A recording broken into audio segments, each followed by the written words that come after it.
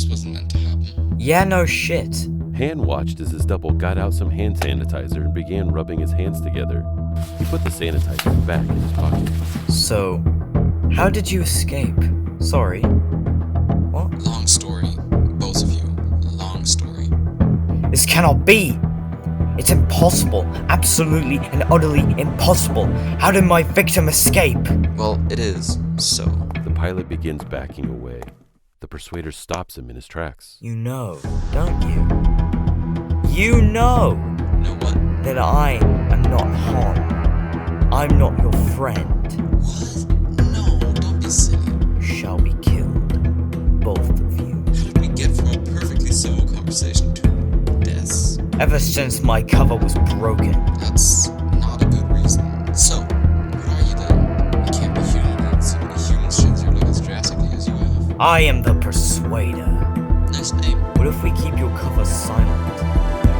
What? I don't want to die. The Persuader lunges at the pair. They instantly run away from it and go down the road. We need to tie Eddie. Oh, no, you don't. You realize I don't even know what you're on about. In here. They suddenly turn and find themselves in a pub. They go to the back of the room and take a seat facing the back wall. The pilot takes off his fedora. Take off your hoodie. What? Just do it. Anything to change your look. He does as the pilot says, just as the Persuader crashes through the door. He looks around and all of the people in the pub look at the Han look-alike. Suddenly he turns and runs out of the room. That worked? Yes, I'm surprised. Come on. We have to see that Addie is okay. We have to tell her about, well, you. Just come on. They rush out of the pub, cautiously following the Persuader. The pilot and Han watch as Han's look-alike enters the base.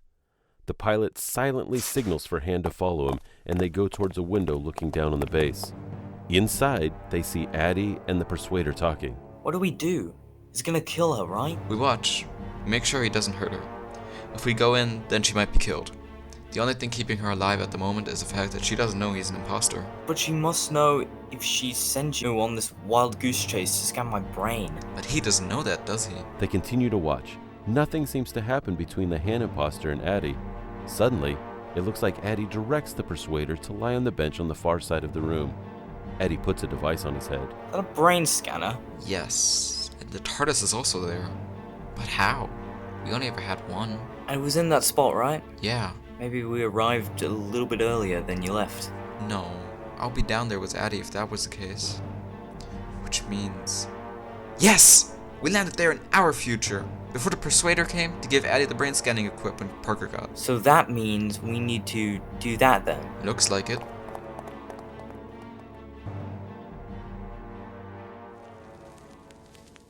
Parker sat, admiring his new machine. He smiled at it as he sprayed a little more rust remover on it and began scrubbing away. As he did so, some paper blew in his face. He pushed them away from him and continued scrubbing. Suddenly, the TARDIS appeared about 3 feet from where he sat. He dropped his cloth in shock as the door of the TARDIS opened. Hey, Parker. How did you... What? Long story. Short story. It's a ship that can fly in time and space, and it's bigger on the inside. Alright. No need to make me look wrong. So what do you want? You realise you messed up my paperwork. Oh, sorry. Just start explaining.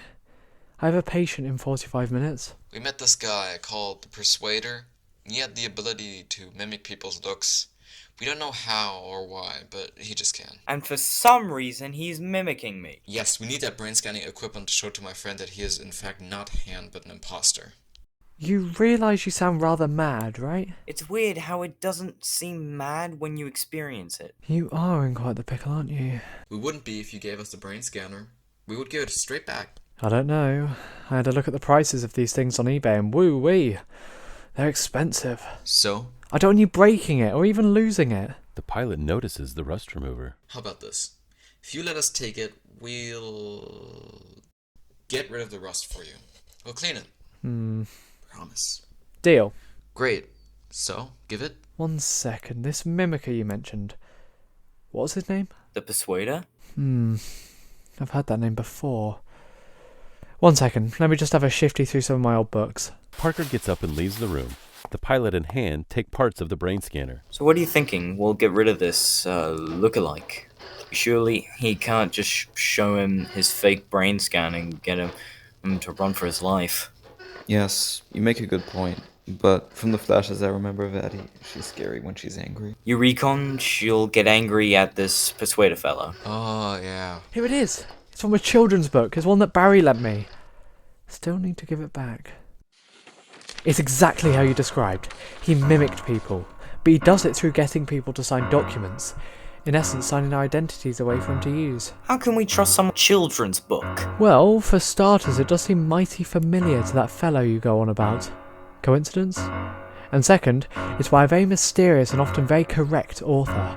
You know, this author's first ever published children's book forecast the Great Fire of London before it even happened. Who wrote it? A mysterious someone by the name of 22. Strange. Well, how did this 22 say to kill the Persuader? The Black Death. How the hell do we scare him for that? Beats me. Well, that's me, done for one day. Han piles the other parts of the machine into the pilot's arms. Careful! Remember what I said? You, tell me, where are we? The town name? Dover? Huh. Not far where I live. Just a couple bus rides away. Huh. Pilot, it's been fun. I hope we meet again at some point. What? You're leaving? Well, yeah. I've been weirded out quite enough for one day. Now, the door? Right this way. I'll be off too, Parker. Alrighty, just be sure to take that stupid silver cylinder with you. It's wrinkling my carpet. Will do. As Parker was showing Han out of his house, the pilot, hands full, awkwardly kicks the TARDIS door a couple of times until it opens. He stumbled inside and put the scanner on the nearest chair. The door shuts. Right back where we started, please, TARDIS. Just after we left Addie. So, the Black Death is the thing that scares it. Maybe, just maybe. I mean, okay, that info did come from a children's book, so not the best source. But even so, if we did use that, how would we scare it? The only way I can think of is going back in time to the Black Death and getting infected. But I don't think that'd be good for anyone.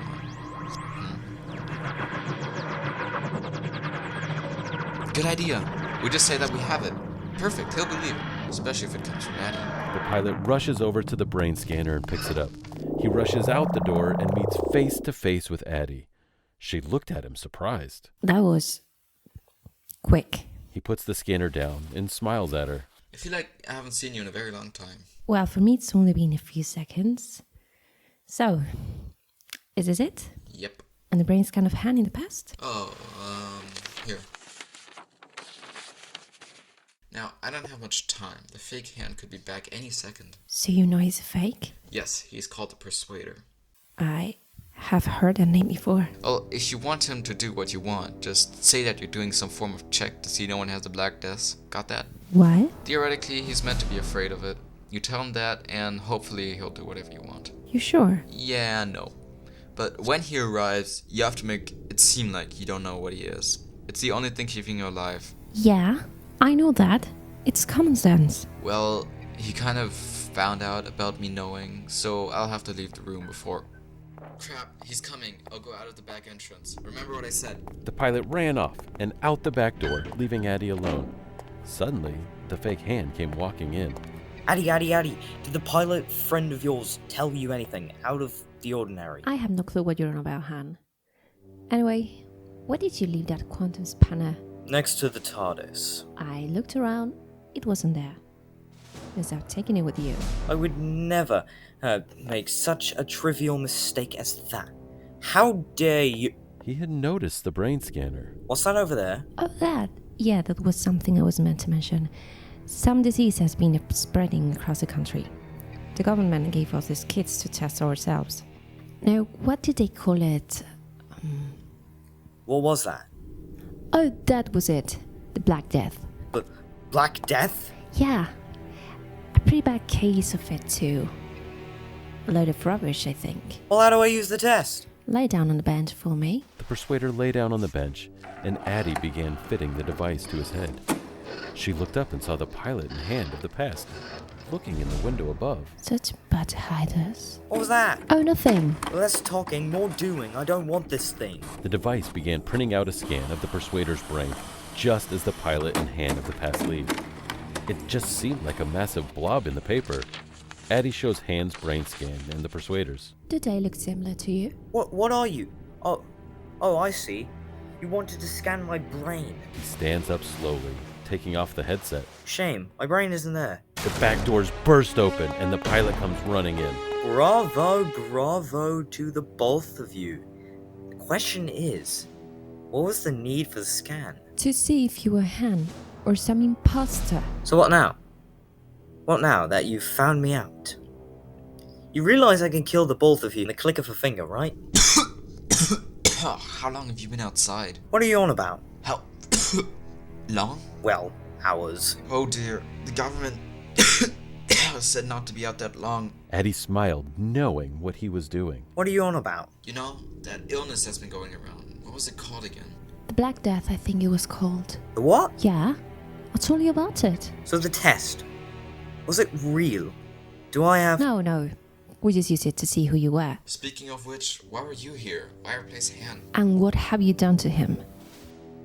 You know, I'm starting to feel a little ill. She went up to the Persuader. He backed off, scared. Okay, well, I wanted knowledge of engineering so I could have access to repairing the TARDIS. Why? The rest of my race, they kicked me off my home planet. Trapped me on this desolate rock. How dare they? And so you wanted to use the TARDIS to get back to them? Of course not. Why would I want to go back to them? No. I just wanted to go elsewhere. Then be trapped here. On this awful... Yes, we know. Rock, you said it before, so what did you do to Han? Why would I tell you that? Because, like Addie, I'm starting to feel a tiny bit ill. I'm starting to feel worse. And you don't want us to cough on you, right? Fine. He's safe. Somewhat. Meaning? His consciousness is safe. His very being. Well, give him back. Of course I won't. I feel a sneeze coming along. Nothing will make me. The pilot went up to him and coughed lightly on his face. The Persuader instantly got out some hand sanitizer, dropping a few pieces of paper as he got it out, and started rubbing all over, trying to clean the place where he had coughed. Get off it! Get off! Please, tell us where our friend is. Never! The Persuader ran out of the base and out onto the street. Everywhere he looked, there were people. He tried to dodge them all out of fear they might have the made-up infection. He then found a small alleyway and hid himself away there.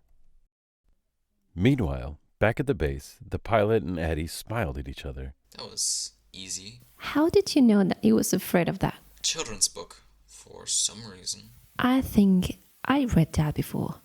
No, my dad read it to me. A strange book in all honesty. I gave it a quick flick through and I would have to agree with you there. The pilot noticed the papers the Persuader had dropped onto the floor. He picked them up. What's this? He flicked through the pages. Each were identical, all being forms of some kind, each having a different signature at the bottom. He gave Addie the documents and she had a flick through. That's what the book said the Persuader did. He steals identities by getting people to sign documents. Is Han in there somewhere? Here. Great, so we have Han's being in a bit of paper. What would happen if we just ripped that bit of paper? It could kill him. If you've never watched basically any film where a character gets trapped in an inanimate object, you destroy the object and the person gets set free. But if this is him, ripping it could... Well... It's the only idea we have, right? I'll do it if you're not sure. Here you go then. I don't want to be responsible for murdering someone. Here we go then. Nothing. You killed him! Well, I didn't know. Maybe he isn't dead. Shit. What do we do now? We have no one to fix the TARDIS and we have a murder on our hands. Is that all you care about? Oh, wow. Guess you didn't like Han that much. Yes, he was an obstinate moron, but I wouldn't want him to die. 'Cause then he couldn't fix the TARDIS. Maybe. But also, he's a person. Even if it's an annoying one. If only he was a little nicer, then I could miss him a bit more. So you didn't like him? No, of course. Suddenly, the door of the base swung open and Han came waltzing in. The Persuader, you're back. What? No. I could never persuade you to do anything. You think I'm rubbish? That's not a Persuader. That's Han. Of course it is. Who did you think it was? Han went over to the TARDIS and picked up a tool. He began to bang on the TARDIS's surface with it. The pilot and Addie stopped him. No. I think it's time you went to bed. But I want to show you how useless I am. You have plenty of time to show that talent. Tomorrow, maybe? Just go to bed. What did I say to you? I'm not a child. You will not tell me what to do. Go. Yep. Okay. Well, that was easy enough. Almost too easy. Well, if ripping Hans' form brought him back, it would only make sense that it would bring the others back that signed us, right? I guess so. The pilot ripped the rest of the documents and threw them up in the air in celebration. In the Persuader's dark alley, the Persuader, still looking like Han, checked his pockets vigorously. Where are they? Where are they? The forms. They're gone. No! Suddenly, his face and body warped, changed shape this way and that, and suddenly he changed from looking like Han to some old person. No. No. No! Suddenly he warped again. This time it lasted longer. He kept changing into all these different people over and over until finally, when his body had stopped warping, he became hunched over with bright blue wrinkled skin, 2 sets of arms, and completely crazy hair. I'm back to my true form. No! This pilot will pay. He will pay!